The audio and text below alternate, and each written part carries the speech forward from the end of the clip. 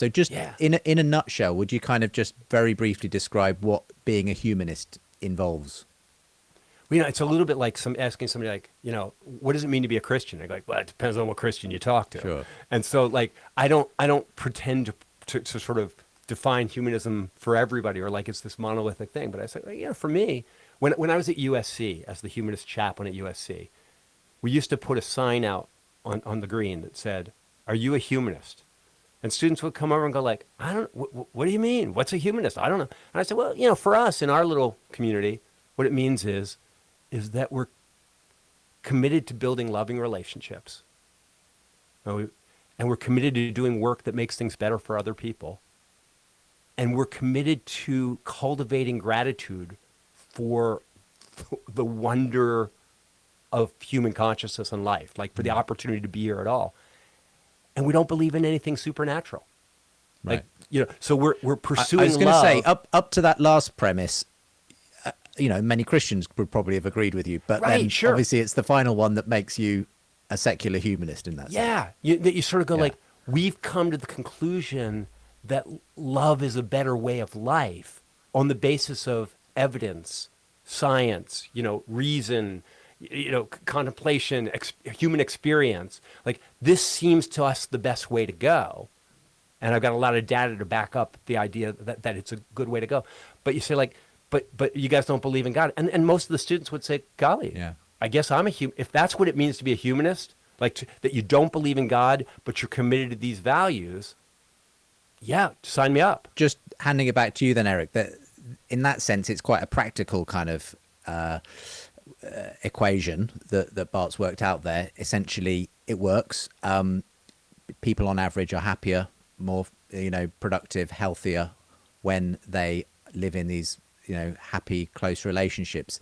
Including Christian people. Yeah, sure. I mean, Christian people, like, one of the great reasons that I think the church has sustained for so long is because it's an incredibly well-oiled machine at providing community. Loving relationships, well, work that makes a difference, and practices of gratitude. Yeah. Well, all of the stats tell us that on average, people who are in a religious community do better on all of those metrics you've just outlined. So, exactly. So I don't think anyone's disputing any of that. I guess coming back to you though, Eric, the question is, why is just that kind of, if you like, a practical fact of the fact that it looks better when people are doing this, not enough to kind of satisfy this sort of objective criteria that you seem to say we also need to come down to? Yeah, I appreciate that question. It's practical. Bart's view of love sounds practical, but I think it can also be highly impractical in another sense, to say that love, because it has been useful to the human experience, to human flourishing, let's say, to borrow a term from Bart's parlance, it's because it's been a helpful tool in that way, then it's something that's worth carrying forward, then it's something that's good for us and something we should do and promote others to do as well. Because love is an evolutionary tool, then that's why it's good. But the problem with it, in my view, and Bart, help me, man, because I'm listening. The problem with it is that you could replace love with lots of other things that have been helpful to the great human experience and to human flourishing that aren't as nice as love. Things like hate has been helpful at times to keeping humans alive and around, and to certain tribes in terms of them prevailing and surviving. Bigotry has been, uniformity. You could look at some of the dominant cultures in some parts of the world today that value uniformity over love, and they are flourishing in according to some of the same metrics that you are lifting up. You could replace love in your equation with indifference. You could replace love with, fundamentalism or the fundamentalist religion, and say, hey, because it's helped us and it's worked in the past to promote human flourishing in whatever metric you're using to describe human flourishing, then we should continue on with that. And I just wonder, why choose love if there's, lots of others that you could have chosen as well? That's interesting.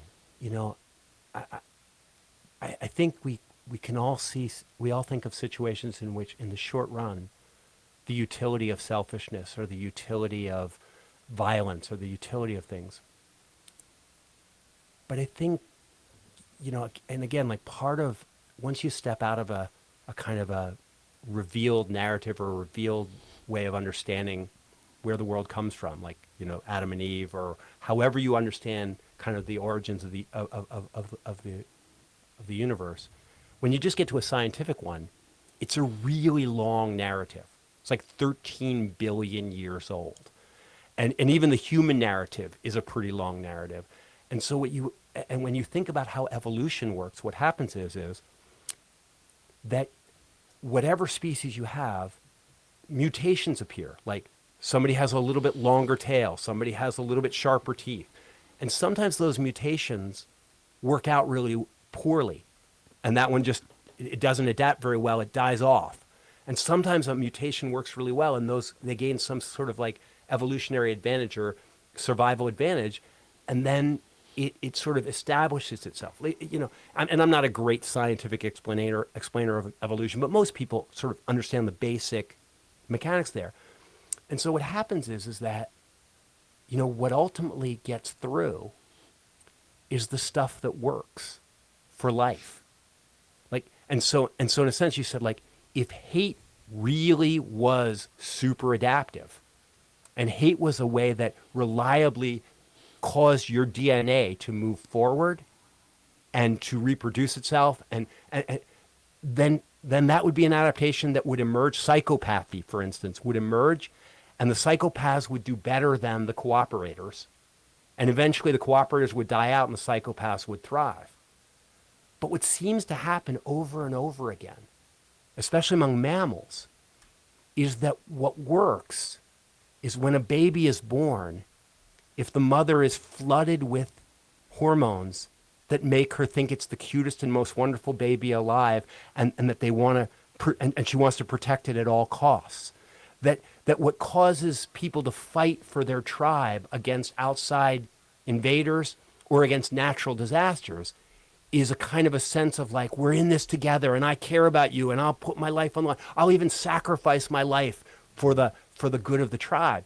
And so what I would say is, like, I don't think it's willy-nilly that you go like, I just picked love. Like, lots of things work. I just like love better. Yeah. I think I like love better because it works.